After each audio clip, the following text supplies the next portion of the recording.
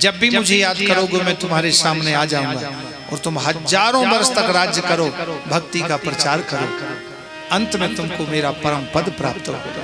बोलिए प्रहलाद जी महाराज की जय।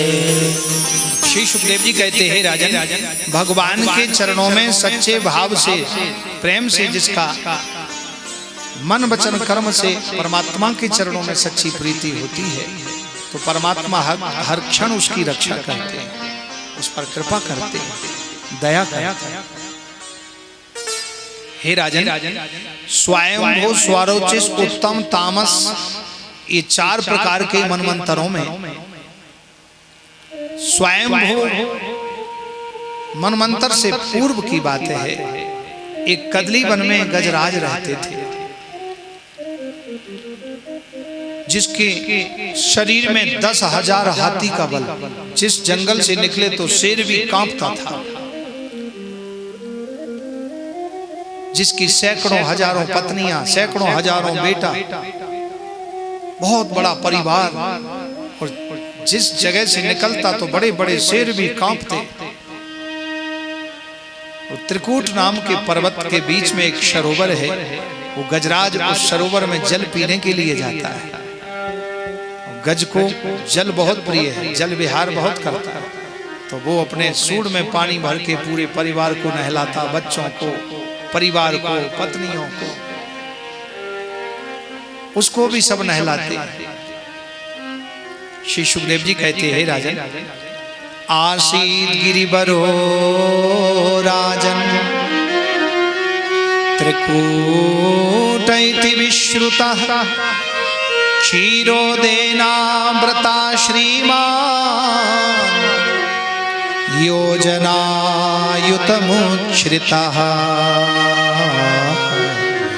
योजनायुतमुच्छ्रितः।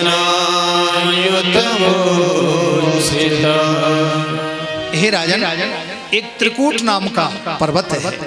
3 है कूट जिसको त्रिकूट कहते हैं। जब सूर्य की किरण स्वर्णवत पर्वत पर पड़ती है तो वो परछाई टकरा के उस सरोवर में पड़ती है, तो ऐसे लगता सरोवर सोने का है। स्वर्ण, ताम्र और चांदी का रजत। कभी वो जल चांदी के सदृश लगता है, कभी ताम्रवत लगता है, कभी स्वर्णवत लगता है। जैसे जैसे सूर्य की परछाई पड़ती है, ऐसा दिव्य सरोवर में जल पीता है। एक दिन की घटना, जल पी रहा था कि ग्राह ने उसका पैर पकड़ दिया, पकड़ के जल में खींचने लगा। अब वो आवाज लगाई, पहले तो उसने अपनी ताकत लगाई। जब देखा कि बुलाया कि मेरे पैर को खींचो, तो सूंड में सूंड फंसा करके और पूरा परिवार खींच रहा है, लेकिन वो नहीं खींच पा रहा। 6 दिन हो गए, 8 दिन हो गए, धीरे धीरे करके जो उसके बच्चे थे, बेटियां, बेटा, पत्नियां, सब एक एक करके छोड़ के जाने लगे। गजराज के नेत्रों में आंसू बहने लगे कि जिसको मैं अपना मानता था, इतना बड़ा परिवार था मेरा, मुझे सब छोड़ गए।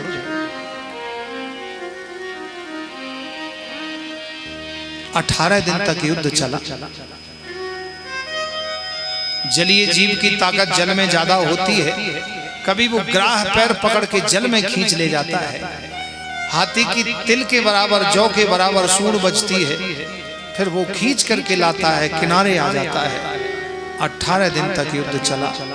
अंत में गजराज का शरीर सारा शिथिल ढीला पड़ गया। परिवार का सहारा नहीं मिला, खुद की ताकत लगाई, वो भी खत्म हो गई। जब देखा कि अब मैं नहीं बच सकता, तब भगवान को पुकारा। नमस्तुभ्यं भगवते पुरुषाय महात्मने वासुदेवाय कृष्णाय सात्वतां पतये नमः। सात्वतां पतये नमः। हे हरि, मेरी रक्षा करो। हाथी कहने में जितना समय लगता है, इतने समय में भगवान आए। आते ही भगवान ने अपने चक्र से नक्र का सरस छेदन किया गज को उबारा, ग्राह का उद्धार कर दिया, भगवान ने गज की रक्षा कर दिया। बोलिए गोविंद भगवान की। गजेंद्र मोक्ष, गजराज ने भगवान की स्तुति की, गज को बंधन से मुक्त किया है। तुमने गज को पुकारा, अजामिल को भी तारा, अब आई हमारी बारी, मेरी नैया पार लगा देना ओ मेरे बांके गया। ओ तूने गज को उबारा, अजामिल को भी तारा, अब आई हमारी बारी, ओ नैया पार लगा देना ओ मेरे बांके बिहारी, ओ नैया पार लगा देना ओ मेरे बांके बिहारी, मेरी नैया पार लगा देना ओ मेरे बांके। प्रार्थना की, प्रभु ने गजराज का उद्धार कर दिया है। श्री सुखदेव जी कहते हैं, राजन, गजराज ने विचार किया कि प्रभु के चरणों में मैं क्या भेंट करूं, सरोवर से वो कमल का पुष्प सच्चे हृदय से दिया है नाथ, आप इसको स्वीकार करें। आज भी भगवान कमल का पुष्प लिए खड़े हैं। तो ये गजराज क्या है? बोले मानव ही गजराज है। ये अपने ताकत के, धन के, बल के, साधन के अभिमान में हाथी की तरह मदमस्त घूम रहा है, और इस भरोसे कि ये सारा संसार, ये परिवार मेरा है, ये साधन हमारे हैं। लेकिन जब काल रूपी ग्राह आता है तब वो भगवान को पुकारने में असमर्थ हो जाता है। पूरा जीवन बचपन बिता दिया खेल में, जवानी बिता दी काम में, बुढ़ापा आया तब देखा अरे हमारे घर में 60 लाठी थी, इतना बड़ा परिवार था, जहाँ से हम निकलते थे वहाँ से सब डरते थे, आज कुछ भी नहीं है। बोले धीरे धीरे मानव का जीवन चला जाता है। तो बोले ये मन रूपी हाथी प्रतिष्ठा की आंख तो लगाए, नाक तो लगाए, लेकिन विचार बड़े संकीर्ण हैं। इसलिए संकीर्ण विचार हमारे जब दूर होंगे, जब हम भगवान के शरण में आ जाएंगे। गजराज का उद्धार तभी होगा जब भगवान की शरण में आए। इसलिए गज पर भी कृपा करी भगवान ने। आगे समुद्र मंथन हुआ, 14 रत्न निकले। 14 रत्नों में देवताओं ने अमृत पान करने की कोशिश की, दैत्यों ने छीन लिया। भगवान मोहिनी अवतार धारण करके प्रकट हुए, बंटवारा किया, दैत्य और देवताओं को दोनों लाइनों में बैठा दिया। बोले हे देवताओं, हे दैत्यों, तुम लाइन बना करके बैठो, आपस में झगड़ा मत करो, हम बांट देते हैं। दैत्य लोग बोले बिल्कुल, बड़ी कृपा की देवी, आप कहाँ से आई हो? आपको देख के हमें बड़ी खुशी हो रही है। बोले आप हमको जानते हो? बोले जानते तो नहीं है, लेकिन आपके स्वभाव से लग रहा है कि आप अच्छा ही बंटवारा करेंगे। बोले ठीक है। तो बोले हम पर विश्वास कर किया, आप विश्वास कर लिया है? बिल्कुल। भगवान ने कहा अच्छा ठीक है, देवताओं को हम पहले पतला पतला बांट देते हैं अमृत, और गाढ़ा गाढ़ा नीचे का तुमको मिलेगा। तो देवताओं को भगवान पिला रहे थे अमृत। राहु को पता लग गया, सूर्य और चंद्रमा के बीच में आके बैठ गया, ये तो अमृत पिलाए जा रहे हैं।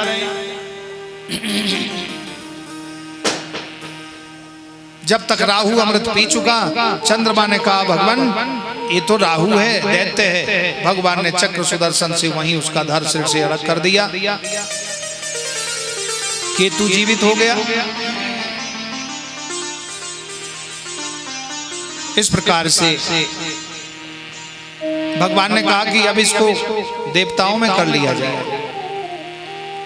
तब से नवग्रहों में राहु केतु की पूजा होने लगी है। पहले दैत्य थे, इसलिए नवग्रह की पूजा होने लगी, और वो नवग्रहों का फल भी देते हैं।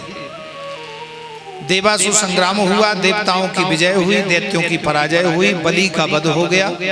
दैत्येंद्र बलि के मृत शरीर को शुक्राचार्य जी ने मृत संजीवनी विद्या के द्वारा जीवन दान दिया। और बलि से गुजरात प्रांत में अहमदाबाद से 62 किलोमीटर दूरी पर बड़ौच में यज्ञ कराया, जिस यज्ञ का नाम था सर्वजित नाम का यज्ञ, जिसमें विश्वजित नाम का रथ निकलेगा, ऐसी कामना से श्री दैत्य गुरु शुक्राचार्य जी ने यज्ञ कराया। अब माता अदिति को पता लगा कि यदि ये सफल हो गया तो सारे दैत्य बलशाली हो जाएंगे और देवताओं का नामो निशान मिट जाएगा। महर्षि कश्यप से माता अदिति ने प्रार्थना की। महर्षि कश्यप की 2 पत्नियां थी, दिति और अदिति। दिति से दैत्य और अदिति से देवता। माता अदिति ने प्रार्थना, प्रभु ऐसा पुत्र हो जो सारे जगत में भक्ति की अभिवृद्धि करे। भगवान श्री महर्षि कश्यप ने माता अदिति को पयोव्रत बताया, ये पयोव्रत नाम का व्रत करना जिससे तुम्हें सुंदर पुत्र की प्राप्ति होगी। फाल्गुनस्यामले पक्षे द्वादशाहं पयोव्रतः अर्चयेदरविन्दाक्षं भक्त्या परमयान्वितः। हे देवी, फाल्गुन के महीने में ये व्रत होता है। इस व्रत को करके तुम्हें सुंदर प्राप्ति होगी पुत्र की। लक्ष्मी नारायण भगवान का दुग्ध से अभिषेक करके वही अभिषेक का जल दुग्ध पीना है और 24 घंटे कुछ नहीं लेना। ऐसा ही किया। 12वें दिन की रात्रि में भगवान नारायण स्वप्न में आए। वरदान मांगो, क्या चाहिए? बोले दान शिरोमणि कृपा निधि नाथ कहं सतभाय, चाह तुम्हि समान सुत प्रभु सन कवन दुराय। तुम्हि समान सुत प्रभु सन कवन दुराय। हे प्रभु, आपके जैसा हमें पुत्र चाहिए। भगवान नारायण बोले, देवी मेरे जैसा तो मैं ही हूँ, तो हमें आप ही चाहिए। तो बोले, मैं तुम्हारे गर्भ से जन्म लूंगा और भाद्रपद मास के शुक्ल पक्ष की द्वादशी को प्रकट होऊंगा। बोलिए वामन भगवान की जय। भाद्र समय आने पर भाद्रपद मास की वामन द्वादशी को वामन भगवान प्रकट हुए। छत्र कमंडल पलाश दंड लेकर के गुरु बृहस्पति जी ने यज्ञोपवीत संस्कार कराया। अब गुरु दक्षिणा क्या दें? बोले 3 लोक की संपत्ति चाहिए। बोले 3 लोक का राजा तो बलि है। बोले लेके आओ। वामन भगवान गए। 3 पग पृथ्वी के संकल्प से बलि को त्रैलोक का साम्राज्य भगवान ने प्राप्त कर लिया और बलि को सुतल लोक का राज्य प्रदान किया और बलि के मनोरथ भी पूर्ण कर दिए। बोलो वृंदावन। आगे श्री सुखदेव जी कहते हैं, राजन, चंद्र वंश से पहले सूर्य वंश का जन्म हुआ। खट्वांगा दीर्घ बाहुश्च रघु तस्मात् पृथुस्रवा अजस्ततो महाराजन तस्मात् दशरथो भवत्।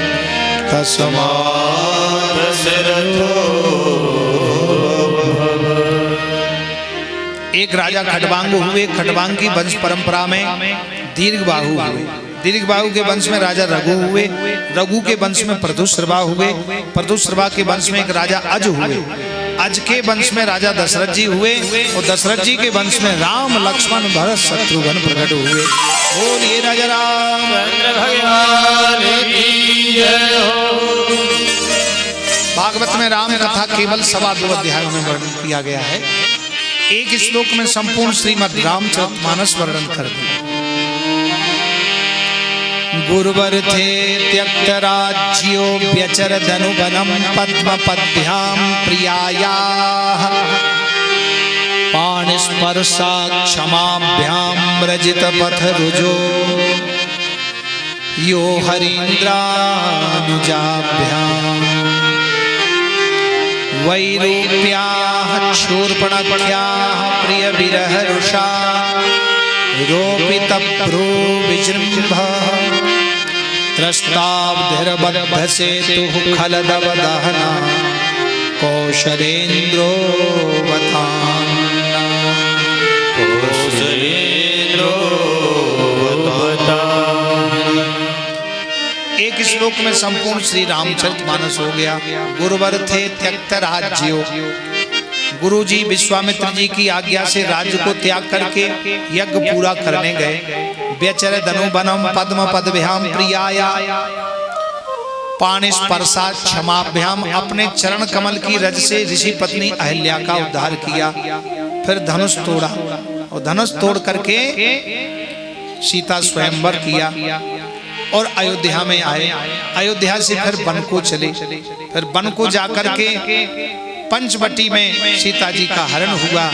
भगवान ने शूर्पणखा को नाक कान से विहीन कर दिया। सेतुबद्ध, फिर सेतुबंध रामेश्वरम की स्थापना की और लंका में प्रवेश किया। लंका में चढ़ाई की और जाकर के भगवान ने कौशलेन्द्रो बताया।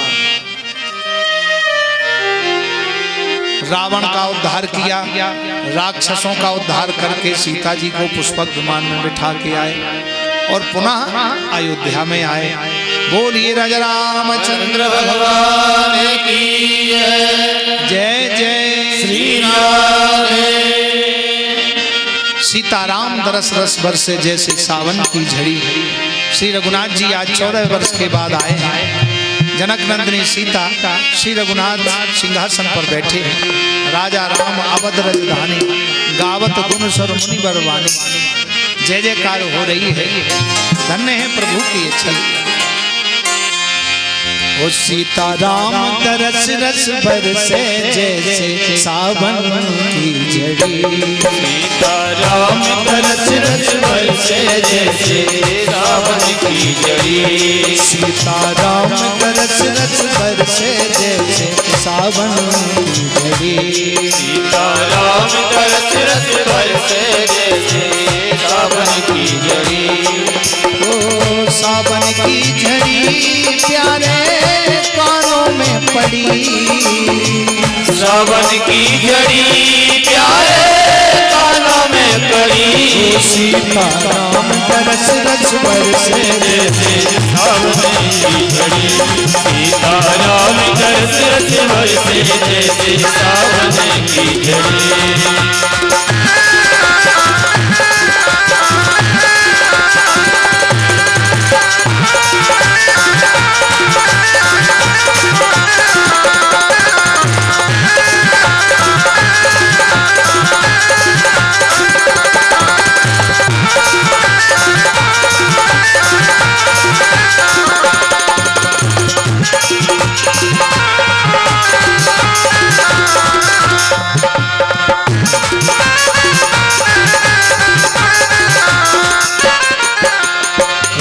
लखन अनमोल खजाना अवध अंगूठी में जड़ दीने। राम लखन अनमोल खजाने अवध अंगूठी में जड़ दीने। सीता ऐसे सोहे जैसे मोती की लड़ी। सीता ऐसे सोहे जैसे मोती की लड़ी। सीताराम दरस रस बरसे जैसे सावन की झड़ी। सीताराम दरस रस बरसे जैसे सावन की झड़ी।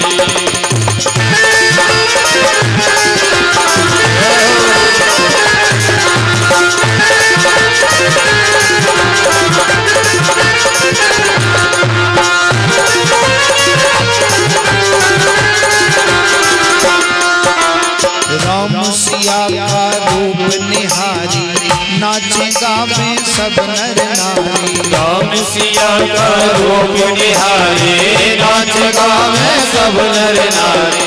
चलरी दर्शन कर आवे का सोचत खड़ी। चलरी दर्शन कर आवे का सोचत खड़ी। सीताराम दरस रस बरसे जैसे सावन की झड़ी। सीताराम दरस रस बरसे जैसे सावन की झड़ी। जय हो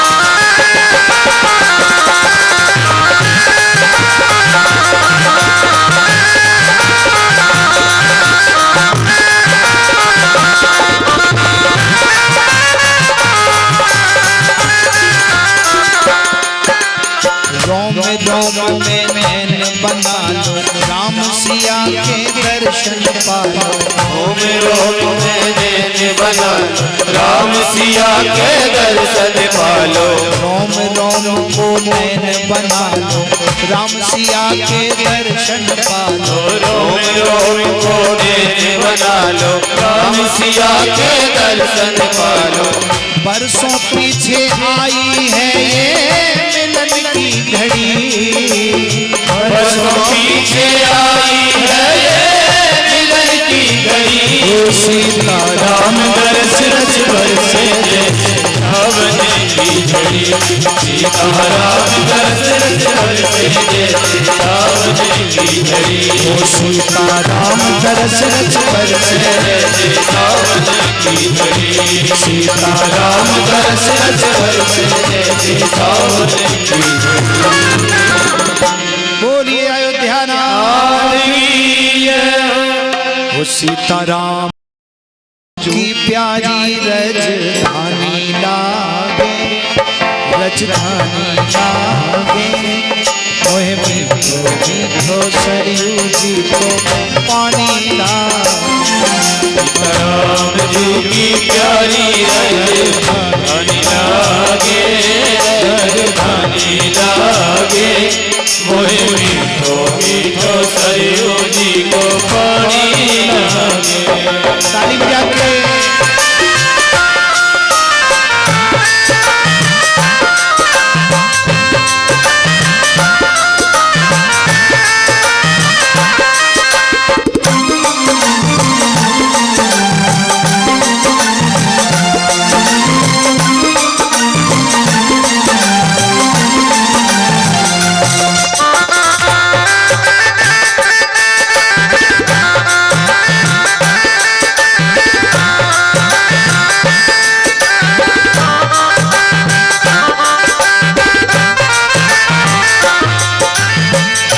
कौशल्या धन्य के कई धन सुमित्रा मैया।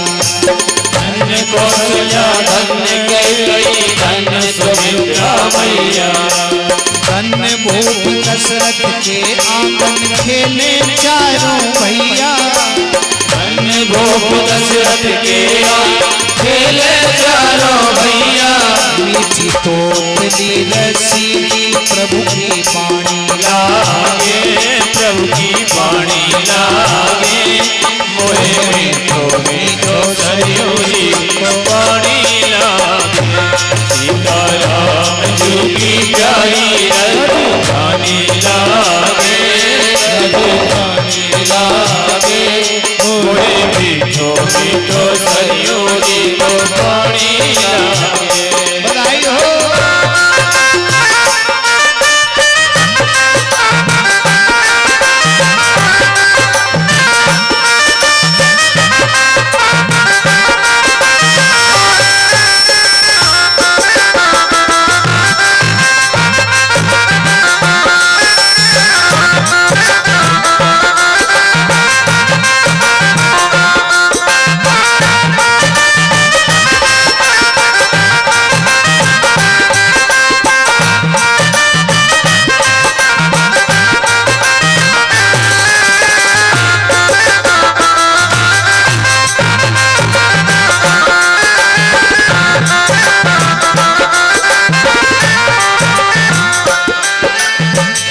सुहावनी जन्मभूमि श्री रघुवर राम लला की। सहज सुहावनी जन्मभूमि श्री रघुवर राम लला की। जानकी महल सुचि सुंदर शोभा लक्ष्मण जी के किला की। जानकी महल सुचि सुंदर शोभा लक्ष्मण राम के किला की। माथे कण कण से प्रीति पुरानी लागे, हाँ पुरानी लागे। मोहे मीठो मीठो सरयू जी को पानी लागे। मीठे रस से भरनी रजधानी लागे, रजधानी लागे। मोहे मीठो मीठो सरयू जी को पानी लागे। बोलिए राजा रामचंद्र भगवान की जय। अयोध्या नाथ की जय। भगवान श्री कृष्ण श्री रघुनाथ जी का अयोध्या में आनंद बधाइयां हो रही है। राम जन्म के बाद भगवान श्री कृष्ण का प्राकट्य हुआ।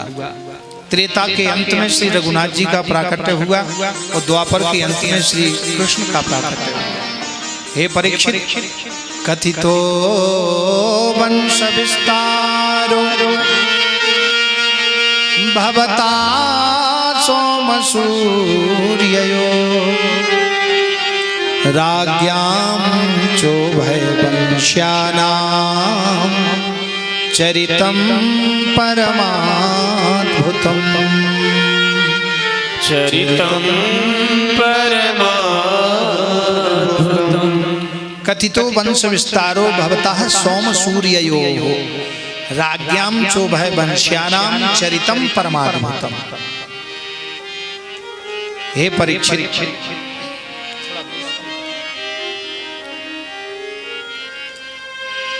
श्री परीक्षित ने प्रार्थना की कि हे गुरुवर, हे प्रभु, चंद्र वंश में सूर्य वंश के बाद क्या हुआ? भाई अपना परिवार अपना, सबको अपना प्रिय लगता है। परीक्षित को यह कहना चाहिए था सूर्य वंश के बाद चंद्र वंश में क्या हुआ, लेकिन बोले चंद्र वंश में सूर्य वंश के बाद क्या हुआ? अपना सबको अच्छा लगता है, क्योंकि परीक्षित चंद्रवंशी है। तो बोले हे राजन, चंद्रवंश में एक राजा आहुक हुए। आहुक के देवक और उग्रसेन दो पुत्र हुए। तस्याहुकश्चाहुकीचा कन्या चैवाहुकात्मजौ देवकश्चोग्रसेनस्य चत्वारो देवकात्मजः। उग्रसेन के कंस सुनामा आदि 7 पुत्र हुए। देवक के 6 पुत्र और एक पुत्री जिसका नाम देवकी। और देवकी का विवाह वसुदेव जी के साथ संपन्न हुआ। कन्यादान में कंस ने अपनी चचेरी बहन को 1.25 लाख हाथी रथ सोने से लदे सजे हुए प्रदान किए और वो अपनी बहन बहनोई को रथ में बिठा के ले जा रहा था। आकाशवाणी हुई, हे कंस, जिस बहन को तुम ले जा रहे हो उसके अष्टम गर्भ से तुम्हारा काल होगा। सुनकर के कंस भयभीत हो गया। बोले मेरी बहन से ही मेरा काल, बहन को ही मार दूंगा। रहे ना बांस बजे ना बांसुरी। बहन के केसों को पकड़ा और पकड़ करके धड़ से सिर अलग करना चाहता है। तलवार निकाल ली। वसुदेव जी ने हाथ पकड़ लिया। अरे महाराज, लोग क्या कहेंगे कि भाई ने बहन को मार दिया। अरे आपको अष्टम पुत्र से भय है, 8वां पुत्र ले लेना, क्यों मारते हो? समझ में उसके आया कि हो सकता 8वां पुत्र ये अपने ससुराल में जाके पुत्र उत्पन्न करे और अष्टम पुत्र छुपा ले। वापस रथ को वापस किया और जेल में बंद कर दिया। पिता ने विरोध किया, पिता को भी जेल में बंद। जो विरोध करे उसको जेल में बंद। बाड़े खल बहु चोर जुआरा, जे लंपट पर धन परदारा। मानई मात पिता नहीं देवा, साधुन संग करवा वही सेवा। जिनके अस आचरण भवानी, ते जानऊ निश्चर सम प्राणी। देव की वसुदेव जी को हथकड़ी बेड़ियां डाल दी। पहला पुत्र लेके गए कंस ने, छोड़ दिया। नारद जी आ गए। आइए गुरुदेव, आइए गुरुदेव। बोले क्या ये तुम मेरे शिष्य हो, मेरा कर्तव्य है शिष्य का कल्याण करना। बोले जी गुरुदेव। तो बोले पहला भी 8वां हो सकता है, 8वां भी 8वां, 5वां भी 8वां, 7वां भी 8वां। कैसे? गिनती गिनाई, उल्टा पाठ पढ़ाया। बोले 5 और 3 8, यहाँ से गिनो। 1 2 3 4 5 6 7 8 यहाँ आया। अब यहाँ से गिनो, 1 2 3 4 5 6 7 8 इधर आया। तो बोले कोई सा भी 8वां हो सकता है। गुरुदेव फिर क्या करूं, मार दो इतना? बोले वो मेरी अपने आप समझ। देवकी के 6 पुत्रों को मार दिया। 7वें गर्भ में स्वयं भगवान ने अपनी योग माया के द्वारा रोहिणी जी के गर्भ में, माँ यशोदा देवकी के गर्भ से रोहिणी जी के गर्भ में स्थापित कर दिया श्री दाऊ भैया जी को। अष्टम गर्भ में स्वयं भगवान श्री कृष्ण माता देवकी के गर्भ में आए और योग माया से कहा कि तुम जाओ माँ यशोदा के गर्भ से कन्या के रूप में जन्म लेना। देवी भागवत में नंद गोप गृहे जाता यशोदा गर्भ संभवा ततस्तौ नासे श्यामे विंध्याचल निवासिनी। नंद यशोदा के गर्भ से जो कन्या का जन्म हुआ वो विंध्यवासिनी भगवती श्री महाकाली महालक्ष्मी महासरस्वती स्वरूप प्रकट हुई। वो भगवान की योग माया प्रभु प्रेरित भगवान की प्रेरणा से वो आई है। आज रात्रि के 12 बजे श्री कृष्ण का जन्म होने वाला है, प्रकट होने वाले हैं। उससे पहले देवता कारागृह में आए, गर्भ स्तुति की है, माता देवकी के सम्मुख खड़े गर्भ स्तुति कर रहे हैं। सत्यव्रतम सत्य परम त्रिसत्यम सत्यस्य योनिं निहितं च सत्ये सत्यस्य सत्यव्रत सत्यनेत्रं सत्यात्मकं त्वां शरणं प्रपन्नः सत्यात्मकं त्वां शरणं प्रपन्नः।